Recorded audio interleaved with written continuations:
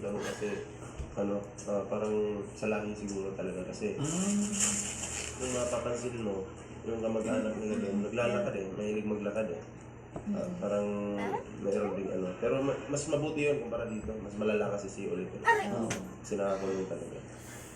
Kaya yung oras na yun, may nagsabi sa akin na pinuntahan namin si nakita ko na malala yung sitwasyon, sabi ko binidyo ko yun. Binidyo ko tapos isend ko kay Daddy Frankie para matulungan kasi parang kung titingnan mo yung buhok niya, malagkit, mabubuo lang, hindi ko alam kung anong lupa ba yun or kumi. So, binidyo ko, yun nga, pinasa ko sa'yo. So, yun na yung simula. Yun lang yung simula. Kawawa, mas mabuti pa nga yung sa totoo lang, mas mabuti pa yung baboy kasi araw-araw pinapaliguan niya, pinapakain na maayos. Ito, hindi nakapakain na maayos at wala sa oras yung pagkain. So, pati nga yung plastic, pinakain Kaya, hindi naman noon. Tubig muna. Pero siyempre, sila naman yung dyan, yung nakakilala kasi kabarkada. May gusto sa likod ni Dada. O, patapusin mo muna. Tingnan mo na ko doon. Mga ilang taon siya, ma'am? Magkakasama kayo magbabarkada doon kayo? banda, o. Andun. Mga teenager. Maubos mo na?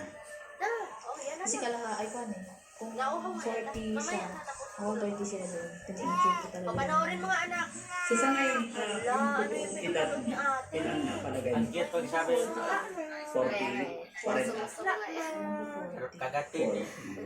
40 ka na pala kuya. Tinatanong niya kasi sa akin kahapon kung sinong panganay sa aming dalawa. Sabi ko ako ang mas panganay ako sa'yo. Kaya mo maliit. Diba meron isa na anak? Kinain din niya anak? Kuya. Pero tawagin mo ako dati. Ano pangalan ko? Ito nga, una dito. Daddy Frankie, alam mo niya.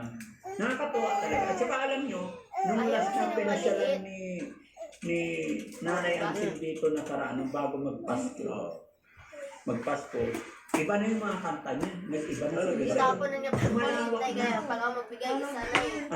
Tawa pa. Ako kasi ang dami ng alam na kanta. Oo. Ang alam ko lang na kinakanta niya yung isa yung favorite niya. Oo. Pero ngayon, iba na. Sabi ko bumabalik na yung... Dandahan lang ng lunok. Oo. Dandahan lang sa lunok. Favorite mo yun, di ba? Sige anak, paano? Hindi mo sila inalok ng pagkain. Ano din mo sila? Kanina pa. Yung bisita Hanggang ngayon. Ha? Kumustahin mo sila? Ano natawa siyang panoorin kumain. Iba kasi makita. Ano yan? Mag-ano kumain? Gawa ng mga gamot tayo. Ay ka mag-hi. Ay, ni Bibi dali. Sarap. Hi doon. Wala bet? Pero ang kagandahan ngayon talaga, nung unang rescue namin, tapos umuwi namin siya dito, talagang kakain, walang kakain. Sa short talaga, sa short. Pero ngayon, ihi ko sa $2 marunong. At yung paghugas ng kanyang $2 bagay nito. May time lang talaga na pag nasobrahan niya yung kain, kaya ang kinokontrol ko. Pag nasobrahan niya yung kain, pag naalala yung kain, hindi aabot minsan. Although kasama talaga yan sa buhay. Para ka rin binibigyan. papalaki ng baby. Sa inyo na daw yan guys, yung kalahati magpakita. Pero at least yung kumain mo. Ibigay mo dali. O hindi. Awan Ibigay mo mo. dali. Oh guys, Masarap. inyo na daw yan. Masarap.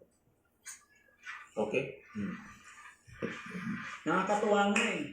Kasi Yeah, okay na daw. Thank you ngayong na daw sabi naiuwi ni ko siya guys. dito, ang daming Hindi yan sila kakain kahit anong subo mo.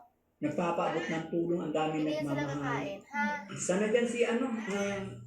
si Sir Hindi yan sila July kakain Paunil. ng kahit anong bigay mo sa Nagpadala kanila. siya. Yan, kaya thank you po kay Sir July Paunil. Sabi niya, nagpadala siya ng 7,000 pesos, Tama. pandagdag